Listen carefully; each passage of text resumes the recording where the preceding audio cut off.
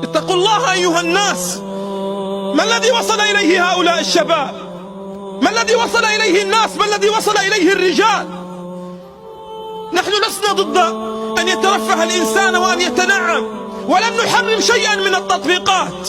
لم نقل هذا التطبيق حرام وهذا التطبيق حرام، قلنا للناس تمتعوا بما أباحه الله في الدنيا، لكن أن يتعدى الناس الخطوط الحمراء فيحللون الزنا ويحللون ما حرم الله، بل يدفعون ذلك أن الشيخ قد قال.